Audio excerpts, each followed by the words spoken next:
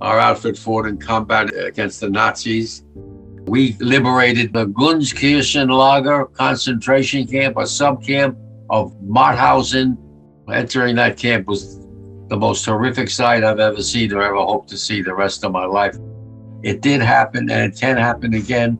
What we saw then, what's still going on today, is not the way to go. Get rid of all that hate and that prejudice and that bigotry.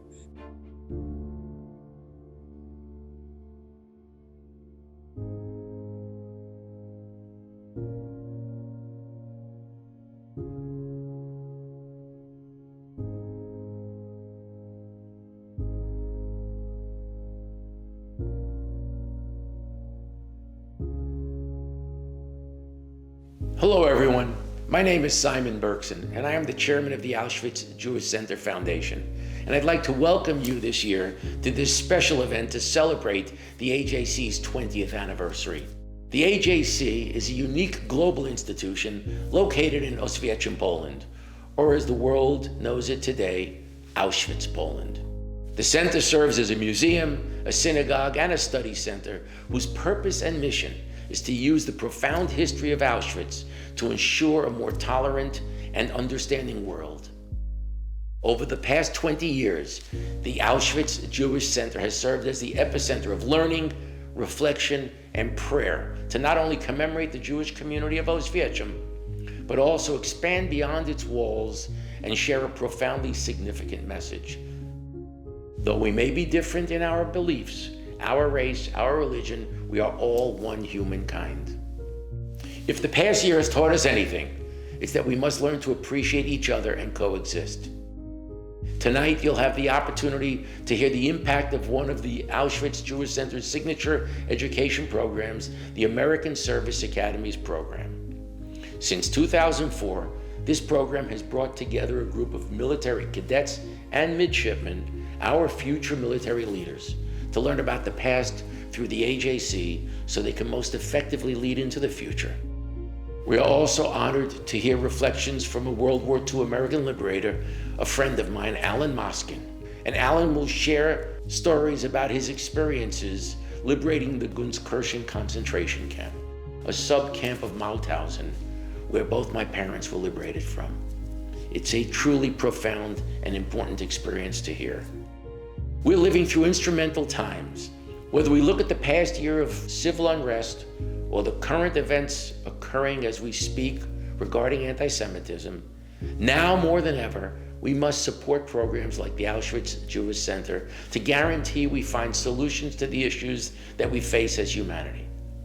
As a child of 2 Holocaust survivors, I've made it my personal mission to not only support organizations that teach the horrors of the Holocaust to make sure they never happen again, but more importantly, to impart ways to make our world better for all. To make sure my children and your children live in a world that is loving and kind and just. The Auschwitz Jewish Center and its remarkable programs do exactly this.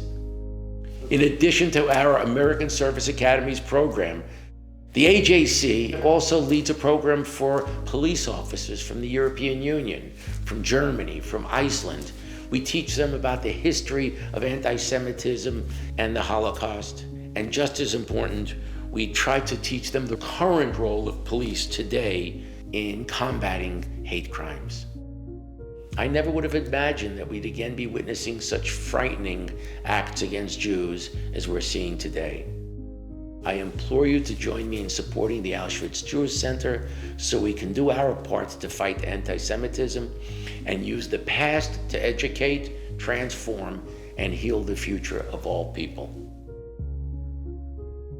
I want to thank and recognize our director in Oświęcim, Poland, Tomek Kunchevich. Tomek has been with the center from the beginning, 20 years ago. Through his direction and leadership, he's done a remarkable job, and you will hear from him momentarily. But I just want to remind you and to ask you, please join me in supporting the Auschwitz Jewish Center. The cause is very, very important for all of us. And again, thank you.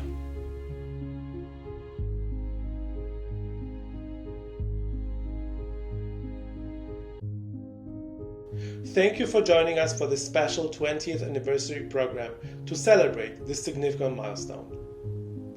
For the last 20 years, we have preserved the Jewish heritage of the town and educated about anti-Semitism and the Shoah next to the most tragic place in the Jewish history. The place which has become the symbol of the Holocaust and was an attempt to destroy the Jewish people. Next to the former camp of Auschwitz, we provide a place of education, dialogue, and hope. Education in this place is the strongest tool against anti-Semitism and other forms of hatred today. I'd like to share some of our accomplishments over the last 20 years. We renovated the only surviving synagogue near the site of Auschwitz, created a museum devoted to the Jewish history of Oświęcim, the name the local Jews called their town, opened a modern cafe in the house of the last Jewish resident, maintained the surviving Jewish cemetery, and commemorated the site of the great synagogue with an award-winning memorial park. We've also created exceptional educational programs for educators, Polish students, law enforcement, graduate students, and US military students, some of whom you'll hear from during this program. Our signature diversity program for the Polish teachers, the Anti-Discrimination Education Academy, explains the relevance of the Holocaust for today and trains educators to respond to anti-Semitism and all kinds of hatred in order to create safer and more inclusive classrooms, schools, and communities. Because after Auschwitz, there's no room for prejudice. Nationalism and discrimination are again being used by populist politicians all over the world to mobilize the voters and to divide the societies based on prejudice and bigotry. Auschwitz is the strongest symbol of where such politics can lead to. I invite you to visit us as soon as it becomes possible again, and to learn from the biggest human disaster in order to make the world a better place. I would like to thank you for your support so we can continue commemorating the Jewish community and educating about the dangers of discrimination and hatred today. Akademia Edukacji Antydyskryminacyjnej to taki projekt, gdzie grupa fantastycznych nauczycielek i nauczycieli już po raz kolejny zdobywa umiejętności prowadzenia zajęć edukacyjnych w kontekście antydyskryminacji, przeciwdziałania przemocy rówieśniczej i takim zjawiskom, które w szkołach uczniom i uczennicom na co dzień utrudniają funkcjonowanie i dobre uczenie się. Przede wszystkim właśnie taki jakby utwierdzający w tym, że idziemy dobrą drogą, że robimy fajne rzeczy i taki jeszcze właśnie napędzający, żeby więcej coś wymyślać. W 2016 wziąłem udział w pierwszej edycji Akademii Edukacji Antydyskryminacyjnej i był to jeden z najważniejszych momentów w moim życiu, dlatego że zmienił całkowicie mój sposób myślenia. Zawsze myślałem, że jestem osobą otwartą, taką tolerancyjną, a te warsztaty roczne spowodowały, że uświadomiłem sobie, że jeszcze dużo pracy przede mną. To projekt, który zmienia, otwiera głowy, uwrażliwia, pozwala rozpoznawać mechanizmy, takie niebezpieczne mechanizmy, które doprowadziły do zagłady Żydów podczas II wojny światowej, ale też dzisiaj doprowadzają do cierpienia konkretnych, poszczególnych osób. Myślę, że edukacja antydyskryminacyjna to szalenie ważne działanie. Pomaga nam najpierw poznać siebie, ale także innych. My młodzież, aby rozumiała odmienność, aby nie bała się jej. Wszystkim to jest rzecz, która potrafi w sposób niebywały zmienić nas jako ludzi, uczy nie tylko tolerancji, ale też otwartości, no i przede wszystkim szacunku właśnie do drugiego człowieka.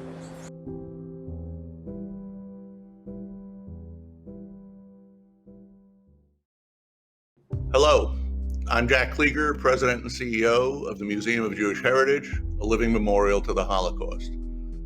It's my pleasure to join this commemoration celebrating the 20th anniversary of our affiliate, the Auschwitz Jewish Center, an organization that is very near and dear to our hearts here at the museum.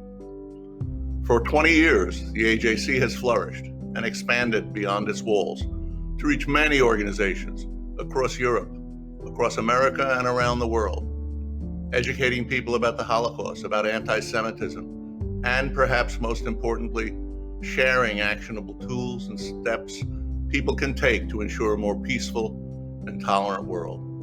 I ask you all to consider donating to the AJC and ensuring that it thrives and continues in its important work and programs.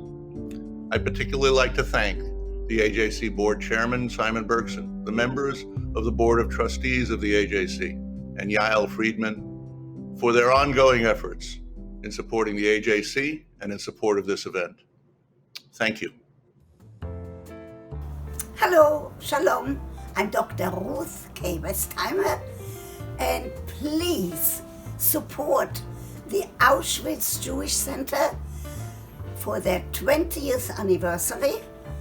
I am a big supporter of them because my family was killed at Auschwitz, and this is like a graveyard to their memory.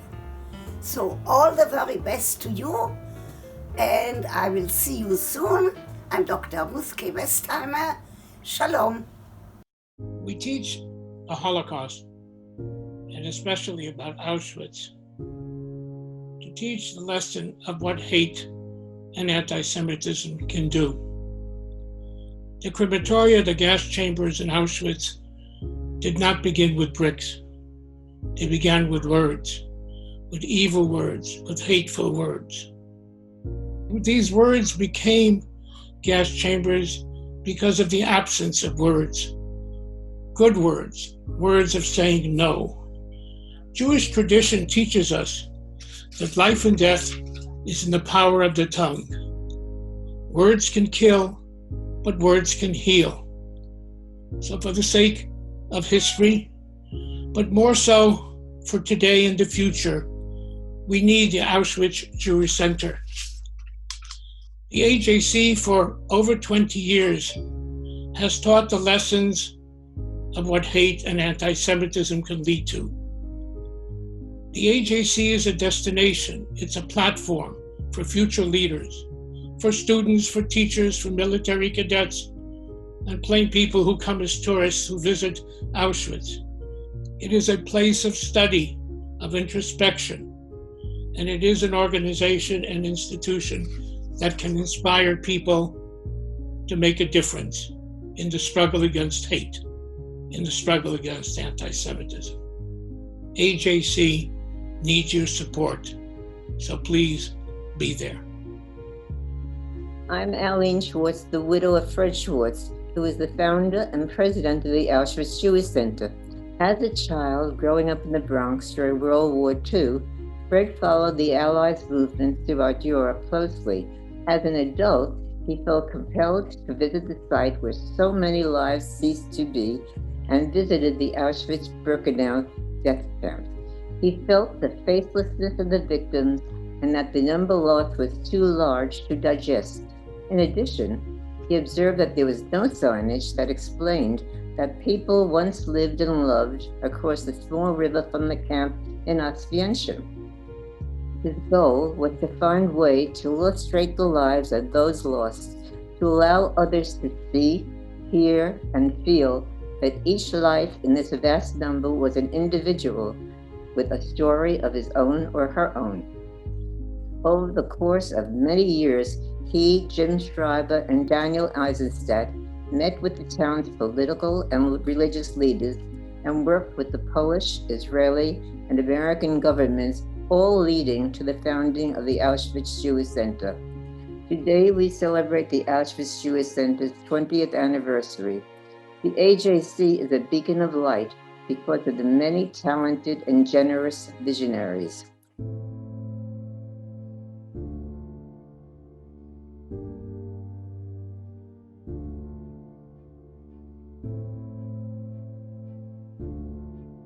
So this is what we saw in the 1930s, what my parents experienced. And here we are now, 2021, and seeing similar actions. Unimaginable. I would have never believed it. I heard the stories. My father told me the stories growing up as a young boy. He told me everything that happened during the war. I never thought that I would ever experience it, but yet look at what's going on in parts of Europe, in parts of America, all over the world. We need to address it. We need your support. Please, whatever you can do to help, $10, $18, $1,800, whatever you can, please support our organization to help us continue with our educational programs. The best way to fight anti-Semitism is through education.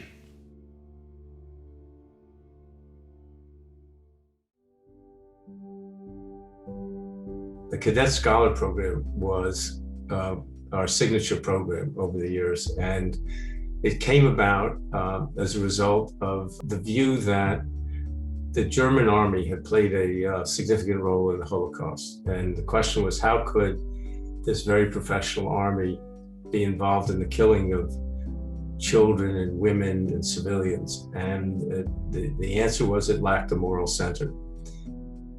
The American Service Academy program, its purpose was to educate America's brightest and best young officers about the Holocaust and about moral dilemmas, and that when you're in the military of the United States, you have a responsibility to recognize moral dilemmas and deal with them on an ethical and moral basis.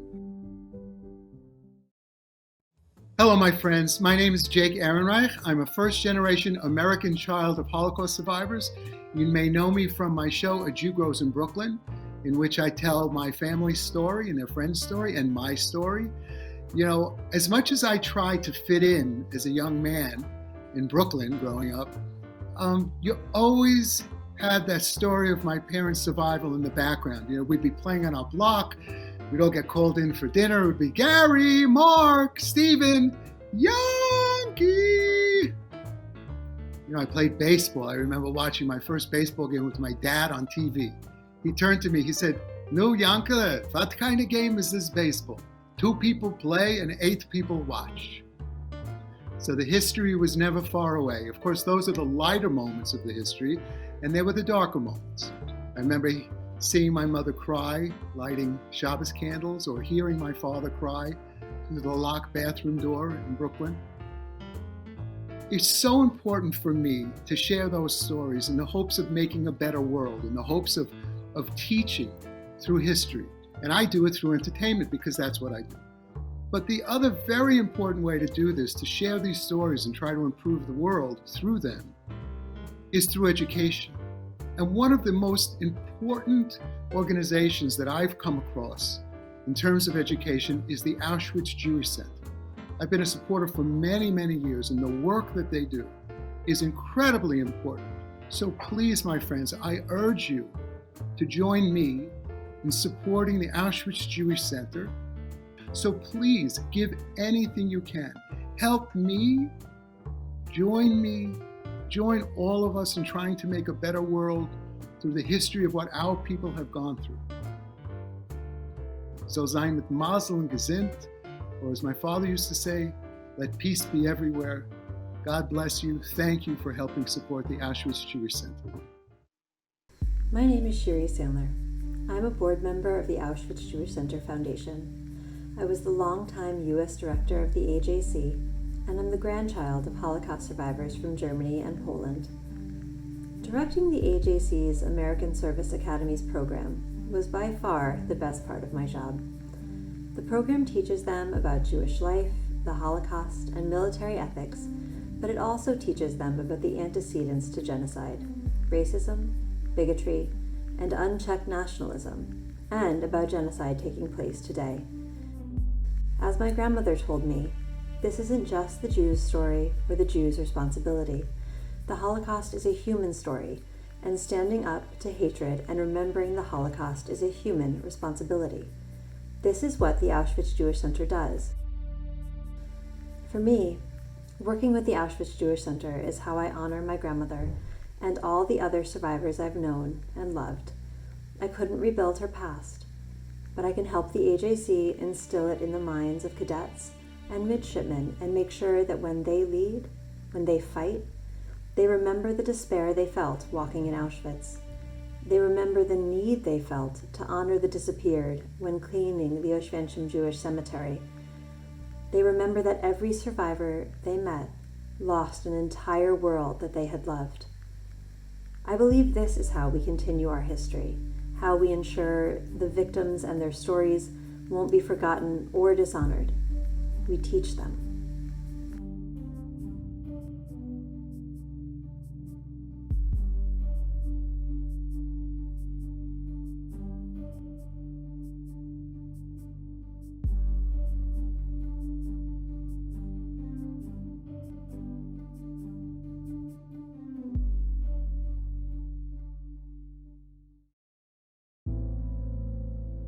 I was born in Englewood, New Jersey, which is in Bergen County. I grew up in the Fourth Ward in Englewood, which is very diverse. And I always say, I think that was part of my persona, my character. Maya Angelou was one of my favorite poets and authors. And one of the things that I always remembered was she said, people are more alike than unlike.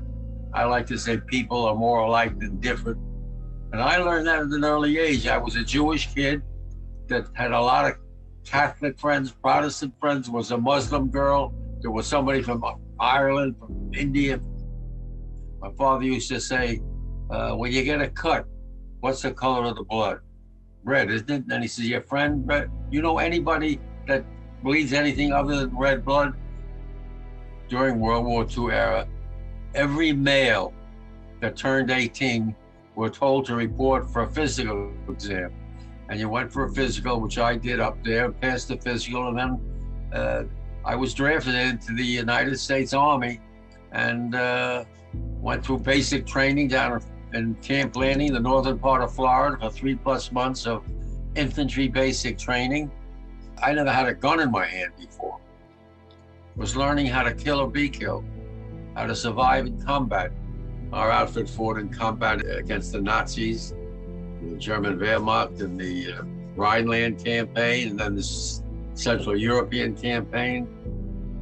I lost a lot of my close buddies. I still think about them. And as I always said, I was one of the lucky ones, because if I was 100 meters to the right or 100 meters to the left at any given time, I wouldn't be here talking to you. And near the end of the war, in May of 1945, we liberated what was a POW camp, a prisoner of war camp. And for the first time, we heard them say, guys, we're not sure, but we heard rumors that there's a camp for Jews a few kilometers down the road. And we all looked at each other. Camp for Jews?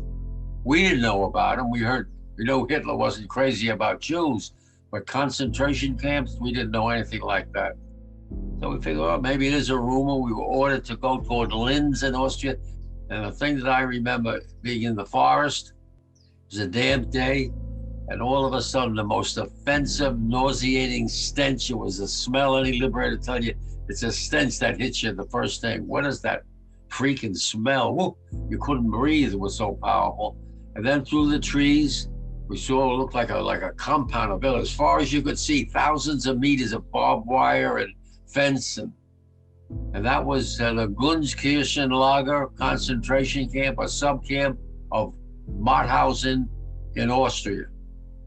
Well, entering that camp was the most horrific sight I've ever seen or ever hope to see the rest of my life. I mean, there was piles of skeleton-like bodies on the left. There were piles of skeleton-like bodies on the right. I tell you, we were in shock. We weren't prepared to see something like this. These were civilians. Those poor souls that were alive, they were like shuffling toward us. And then, first of all, they didn't know who we were, I guess. They were half delirious.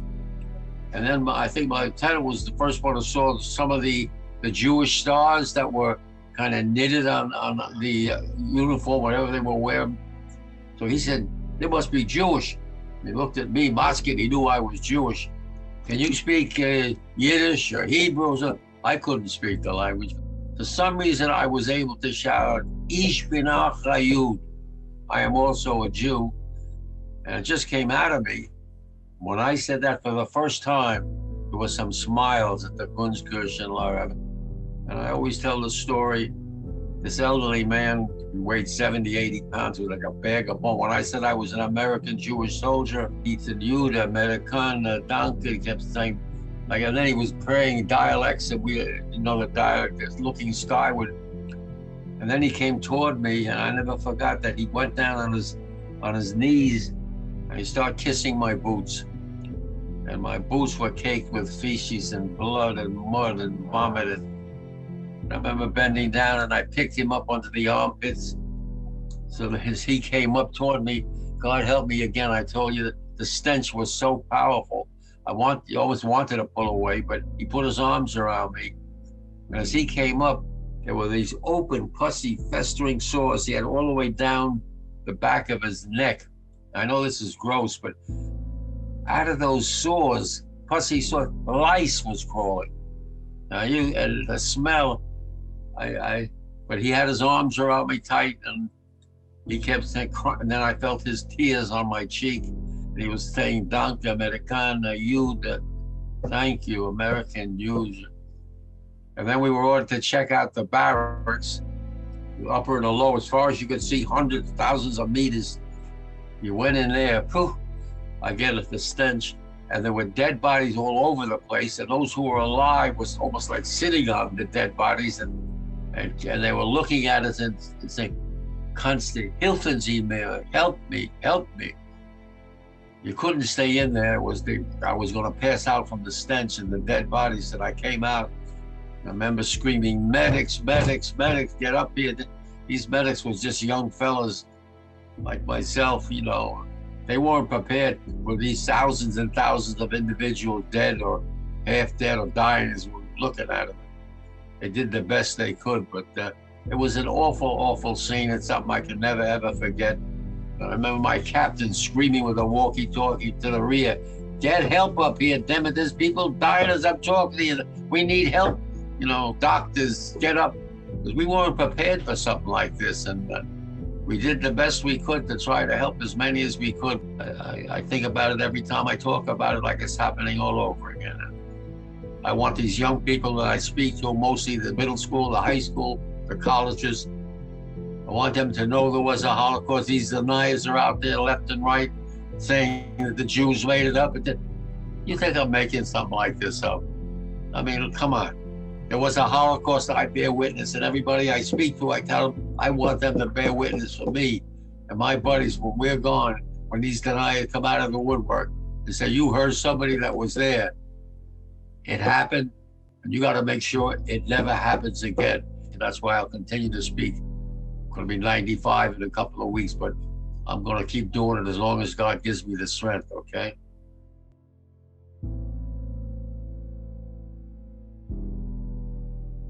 I remember our commanding general, Dwight D. Eisenhower, who later became our president, and he said, you tell my men that if they didn't know who or what they were fighting before, they should know now. The Nazis were evil. The Hitler Youth were evil. The Waffen-SS were evil. And the Holocaust that we're looking at now with these dead bodies, this was caused by evil people. And you were fighting, now you know what you were fighting for. And he said, take photographs, testimony, pictures, because this is so horrific. People are gonna say we made it up, it didn't happen, it couldn't happen. And I want these young future military officers to know that it can happen. And we saw it. And they gotta make sure when they're going through the training and everything else, that if something like that happens again, they gotta get rid of it like we got rid of it, because hate begets hate. I say it over and over again to the young people when I speak to them, don't hate. I remember this Hitler Youth. It was 16, probably, but he was their leader. We had prisoners at the end of the war, and we had this guy shackled with his legs and arms, and I'm standing there, and he made a right turn. He came right up to me this close and looks me in the eye with that hateful look and starts screaming, Schweinhund, Amerikaner Schweinhund. And then he starts spitting in my face. And I wasn't sure exactly what it meant, but I knew it wasn't a pleasantry. I think it means pig dog or something. And I said to myself, he doesn't even know me, and he's looking at me with that hateful look, and he's spitting in my eye, but I'll never forget the hate that he had. We didn't hate. We wanted to win the war and go home, but they had the hate. It did happen, and it can happen again, and I get upset even to think about it. When you saw what happened on January 6th in this country, the United States of America, the young officers at the West Point and the Naval Academy, they're going to be the best of the crop. I've seen some of them, and they got to make sure that what we saw then, what's still going on today, is not the way to go. Get rid of all that hate and that prejudice and that bigotry, because hate begets hate. I saw it, and I don't want any of these people to have to go through what we saw. We interviewed a lot of these prospective students that want to go West Point, Annapolis, with a lot of these high school students, including so many women. And I thought, boy, these are the cream of the crop. And I was very impressed, and I'm sure they're going to do the right thing and represent this country like I know they will, with the highest standards possible. And I just did say to them again, yes, there was a Holocaust. I bear witness. I saw it. And you guys got to make sure that what we saw then never happens again.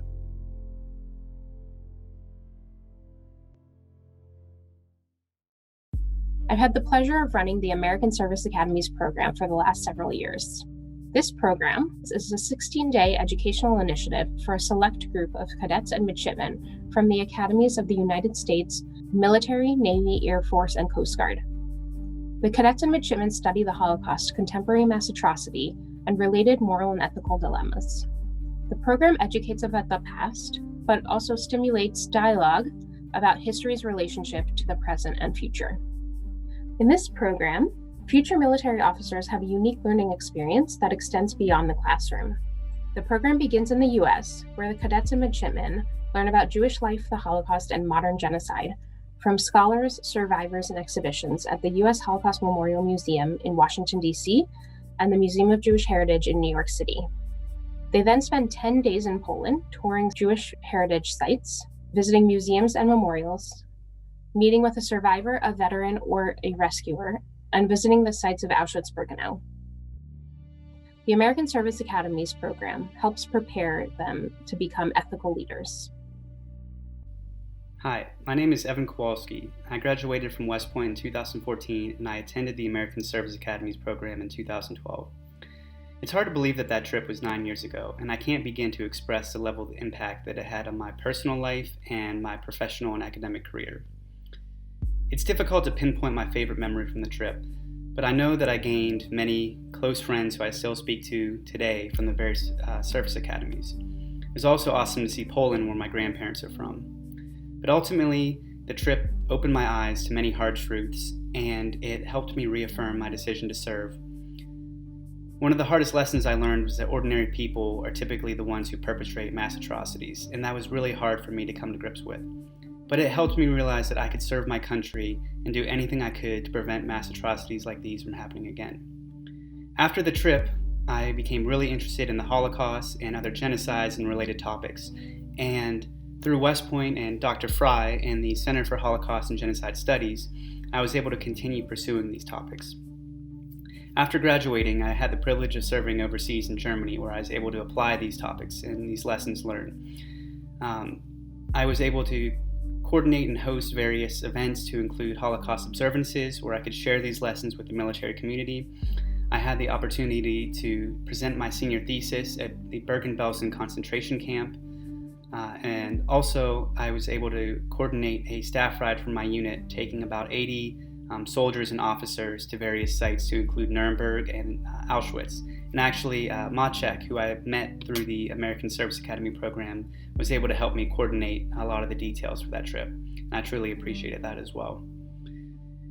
I can't begin to express the gratitude I have for going on this trip and just all the amazing opportunities that I've developed and gained through this program over 9 years ago. Thank you so much. Hi, my name is Dave Finkel. I'm a 2008 alumnus of the American Service Academy program. I wanted to basically say how grateful I am for the experience. Back in 2008, I was a rising junior at West Point and went on this program in the summer. And it was just a fantastic experience, being able to study at the US Holocaust Museum and then go over to Poland and visit Auschwitz, as well as a number of other historic places, you know, some shtetls, the Jewish quarter in Krakow, to see the history. And it made me a better a better leader, a better person, and a better officer in the Army. I also had the benefit of going back in 2017, visiting Auschwitz and the Auschwitz Jewish Center with a number of my officers and NCOs. I was a company commander in the Army at the time. We were deployed to Poland and had the opportunity to take an educational trip. And it was really a powerful experience because I was able to use those lessons that I'd learned many years ago to help explain why it was so important for our soldiers to appreciate basically what our role is in society, making sure that we're never used as any sort of tool the way that the military was used in Nazi Germany. You know, it comes down to the respect for human rights in a way that I think my soldiers appreciated by seeing on the ground what happens when officers and NCOs ignore their moral and ethical duties. Hi, my name is Nettie Manos. I'm in the United States Army, and I attended the American Service Academies program in the summer of 2017 as a cadet at United States Military Academy. This program was one of the most remarkable experiences that I had the pleasure of being a part of, and it all occurred because of others' generosity. Every day, our fearless trip organizers, Yael, Maciek, and Tomek, challenged us to learn more about Jewish heritage and mass atrocities. I am now 3 years removed from this experience, but the impact still stays with me. I understand the importance of staying committed to treating others with respect and not allowing discriminatory or intolerant behavior in my workspace, especially as I lead soldiers in future combat zones. Hi, my name is Michael Hauser. I spent 7 years in the Army after graduating from the Air Force Academy and participated in the ASAP program in 2011. The ASAP program, of all the programs that I participated in, I think had the greatest impact on me, both as an officer, but continuing to go forward into a new career in foreign relations. Any attempt to negate our humanity, whether it's big or small, or negate the humanity of others, needs to be challenged in the least and at the most thwarted. I even experienced it myself on deployment to Afghanistan, where I thought I was maybe a little bit more immune to that sort of thinking because I have this ethical education. I've participated in programs like the ASAP program, but just the reality of calling, say, the Taliban the enemy strips them in a way of a little bit of their humanity. And what I learned through the program was that that's the first step towards mass atrocity and genocide, is you take away the humanity of another person.